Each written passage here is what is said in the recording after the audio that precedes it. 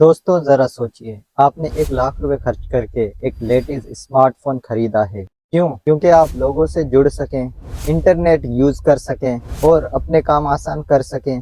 ठीक इसी तरह दुनिया की हर चीज, एक छोटी सी सुई से लेकर बड़े रॉकेट तक, किसी न किसी पर्पज यानी मकसद के लिए बनाई गई है। तो अब सवाल ये है कि इतना कॉम्प्लेक्स ब्रह्मांड, उसमें अरबों सितारे और हमारा ये सुपर इंटेलिजेंट दिमाग, क्या ये उस रचयिता ने बस ऐसे ही बना दिया? क्या वाकई हमारे जीवन का कोई मकसद नहीं, या फिर हम किसी बहुत बड़े कॉस्मिक प्लान का हिस्सा हैं जिसे हमने कलयुग के इस शोर में भुला दिया है?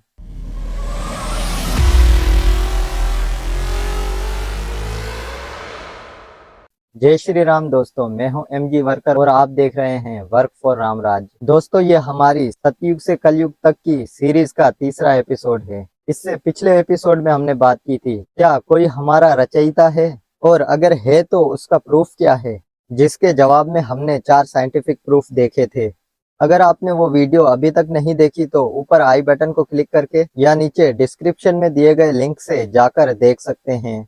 अब दोस्तों, ये तो हमने देख लिया कि इस पूरे ब्रह्मांड का और हमारा कोई रचयिता है, लेकिन आज का ये सवाल उससे भी गहरा है। और वो सवाल ये है कि उस रचयिता ने हमें रचा ही क्यों? क्या हम उसके लिए सिर्फ एक खेल हैं, या हमारे कंधों पर कोई बड़ी जिम्मेदारी है?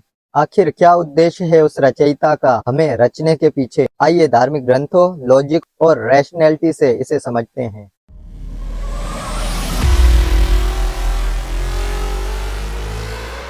आइए दोस्तों, हम आपको ऐसे वक्त में लेके जाते हैं जब कुछ भी नहीं था। ना ये जमीन थी और ना ये आसमान था। यहाँ तक के नथिंगनेस यानी कुछ नहीं होना भी नहीं था। अब आप सोच रहे होंगे कि ये कैसे पॉसिबल है, लेकिन ऋग्वेद का नासदीय सूक्त इसे बड़े ही अद्भुत तरीके से एक्सप्लेन करता है। तब ना ही असत्य अर्थात नॉन एग्जिस्टेंस था और ना ही सत्य अर्थात एग्जिस्टेंस था, यानी जब कुछ नहीं होना भी नहीं था। अब आप पूछेंगे क्यों? क्योंकि तब भी वो अकेला एक था, जिसे आज हम परमेश्वर कहते हैं। इसीलिए ये कहना गलत है कि तब कुछ भी नहीं था। हाँ, तब सत्य नहीं था, यानी इस पूरी रचना, इस एग्जिस्टेंस में कुछ भी नहीं था। बस तब वो परमेश्वर ही अपनी महिमा से, अपनी शक्ति से अस्तित्व में था, लेकिन तब भी सृष्टि का कोई नामो निशान तक नहीं था। इसीलिए अगला मंत्र गहराई से समझाता है, तब ना ही मृत्यु थी, ना अमृत का अस्तित्व था, और ना ही दिन रात ही थे। तब बस वो एक परमेश्वर बिना सांस लिए अपनी शक्ति से अस्तित्व में था। उस परमेश्वर के सिवा किसी और चीज का अस्तित्व ही नहीं था। लेकिन दोस्तों, अब आती है सबसे बड़ी बात, नासदीय सूक्त का वो चौथा मंत्र। सर्वप्रथम उस परमेश्वर के मन में एक कामना उत्पन्न हुई, यानी एक ऐसी सात्विक इच्छा जिसका उल्लेख हमें श्रीमद् भागवत गीता में भी मिलता है। उसके बाद रचना का कारण बीज उत्पन्न हुआ। अब दोस्तों, सवाल ये उठता है कि आखिर वो काम यानी सात्विक इच्छा जिसकी वजह से ये सृष्टि उत्पन्न हुई, वो क्या थी? आइए जानते हैं।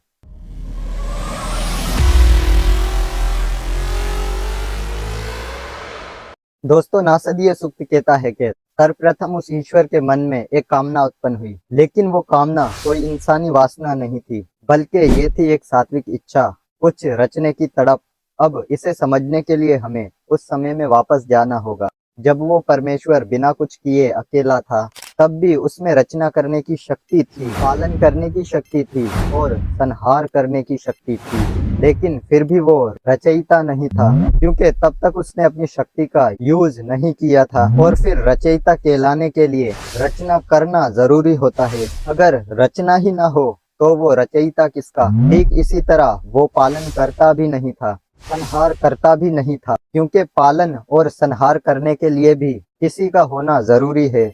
अगर वो रचना ही ना हो, तब वो परमेश्वर पालन करता किसका और संहार करता किसका? यानी तब भी उस परमेश्वर में ये सारे गुण तो थे, लेकिन इन गुणों का कोई अर्थ नहीं था। इसीलिए उपनिषद में उस परमेश्वर को असत्य कहा गया है। अब आप सोच रहे होंगे, क्या वो परमेश्वर असत्य यानी झूठ हो सकता है? बिल्कुल नहीं, क्योंकि यहाँ असत्य का मतलब है तब उसके होने या नहीं होने से कोई फर्क नहीं पड़ रहा था। इसीलिए उसकी कामना ये हुई कि उसके गुणों को अर्थ मिले, उसे कोई रचयिता कहे, कोई पालन करता माने और वो संहार करता हो। लेकिन दोस्तों, इसके लिए एक ऐसी रचना की जरूरत थी जो उस परमेश्वर के गुणों को जान सके, पहचान सके, उससे प्रेम कर सके। इसीलिए उपनिषद में कहा गया है कि उसके मन में यह संकल्प हुआ, एको अहम बहुश्याम, मैं एक हूँ अनेक हो जाऊं। यानी उसकी कामना या सात्विक इच्छा ये हुई कि उसके गुण जाहिर हो किसी पे, इसीलिए उसने अपने अनेकों गुणों को अपने चारों तरफ व्याप्त कर दिया और फिर उस रचना को रचा जो उसके गुणों को समझ सके। और वो रचना और कोई नहीं,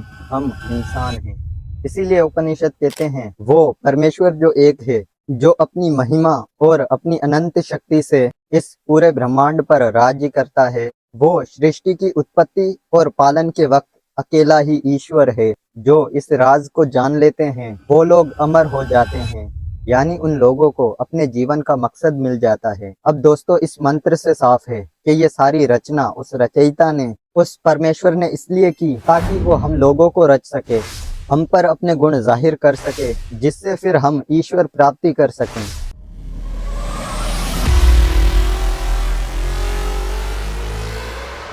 दोस्तों, ये पत्थर, ये नदियां और ये जानवर उस परमेश्वर की शक्ति से चल तो रहे हैं, पर वो परमेश्वर को नहीं जान सकते। सिर्फ हम इंसान ही वो इकलौती रचना है जिसे उस परमेश्वर ने ये चेतना दी है कि वो अपने रचयिता को पहचान सके। तो अब ये हमारी जिम्मेदारी है कि हम उस परमेश्वर को पहचानें, उससे प्रेम करें, उसे समझने की कोशिश करें और उसे प्राप्त करने की कोशिश करें, उसके दिए हुए रास्ते पर चलें। क्योंकि उस रचयिता का असल उद्देश्य हम इंसान हैं। उसने अपने ये सारे गुण हमारे लिए इस ब्रह्मांड में चारों तरफ व्याप्त कर दिए हैं। अगर अब फिर भी हम उस परमेश्वर को पहचान ना सकें तो हम उन जानवरों से भी गए गुजरे हैं। इसीलिए वर्क फॉर राम राज्य ये ऑर्गेनाइजेशन उन लोगों को जो अपने ईश्वर को भुला चुके हैं, उन्हें अपने ईश्वर को याद कराने की कोशिश में लगी है। अगर आप भी इस कार्य में हमारा साथ देना चाहते हैं तो हमारा कॉन्टेक्ट नंबर नीचे दिया गया है, आप चाहें तो इसके थ्रू हमसे कॉन्टेक्ट कर सकते हैं। फिर आज की वीडियो में इतना ही। अगर आपको ये वीडियो अच्छी लगी हो तो इस वीडियो को लाइक कीजिए, शेयर कीजिए और अगर कोई बात समझ नहीं आई हो तो प्लीज कमेंट कीजिए, ताकि हम उस बात को सही से समझने की कोशिश करें। और हमारे चैनल वर्क फॉर राम राज्य को सब्सक्राइब करें और हो सके तो हमारे व्हाट्सएप ग्रुप को भी ज्वाइन कीजिए। जय श्री